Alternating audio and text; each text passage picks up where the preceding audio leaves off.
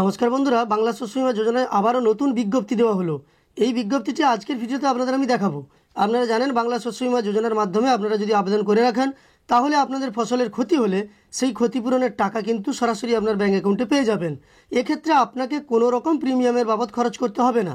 আরও একটা ব্যাপার, কিছুদিন আগেই কৃষিমন্ত্রী জানিয়েছিলেন যে আপনাদের কৃষি বিমার পরিমাণ বৃদ্ধি করা হলো, অর্থাৎ আপনাদের এবার যদি ফসলের ক্ষতি হয় তাহলে কিন্তু আপনারা বেশি পরিমাণে টাকা পাবেন। তাছাড়াও ধান চাষিদের ক্ষেত্রে ধানের জন্য আপনাদের বিমায় আবেদন করার সময়সীমা বাড়ানো হয়েছে।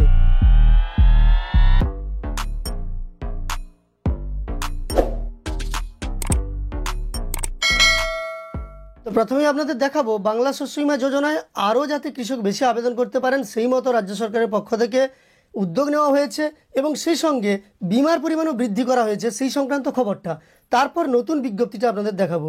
তো দেখুন, বাংলা শস্য বীমা প্রকল্প এবং এর সুবিধা সম্পর্কে রাজ্যের অধিকাংশ মানুষেরা জানেন। রাজ্যের লক্ষ লক্ষ কৃষক এই প্রকল্পের আওতায় রয়েছেন। যে প্রকল্পের আওতায় প্রাকৃতিক দুর্যোগ অথবা অন্য কোনো কারণে ফসল নষ্ট হলে রাজ্য সরকার ওই সকল ক্ষতিগ্রস্ত কৃষকদের বিমার আওতায় ক্ষতিপূরণ দিয়ে থাকে। এক্ষেত্রে এতদিন যা ক্ষতিপূরণ পাওয়া যেত তার থেকে এবার বেশি সুবিধা বাড়িয়ে দেওয়া হলো শস্য বিমায়। মানে বুঝতে পারলেন, শস্য বিমায় বিমার পরিমাণ আবারও বৃদ্ধি করা হয়েছে। সেই সঙ্গে কৃষিমন্ত্রী এটাও জানিয়েছেন যে এবার কিন্তু স্থানীয়ভাবে প্রাকৃতিক দুর্যোগ হলেও সেক্ষেত্রে আপনাদের ক্ষতিপূরণ দেওয়া হবে। এখানে দেখতে পাচ্ছেন, এই খবরটা যদিও আগে দেখিয়েছি তবে সামান্য অংশ আমি আপনাদের দেখিয়ে দিচ্ছি।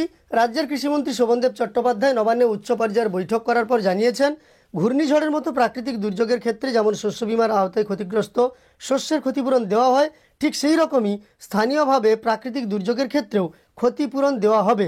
মাঠে পড়ে থাকা ফসল প্রাকৃতিক দুর্যোগের কারণে নষ্ট হয়ে গেলেও ক্ষতিপূরণ পাওয়া যাবে।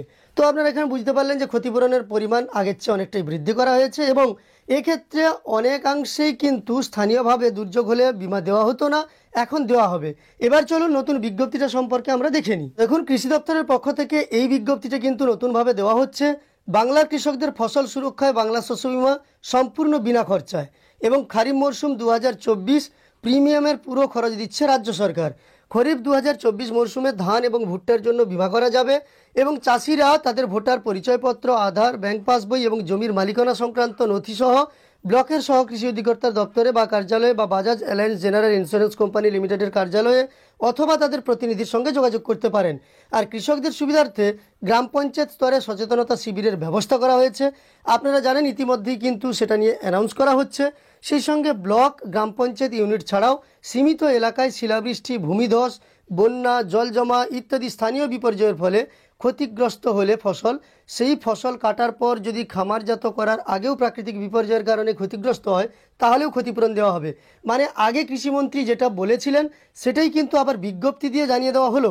এক্ষেত্রে দুটি ফসলের জন্যই কিন্তু বিমা করার শেষ তারিখ বৃদ্ধি করা হয়েছে।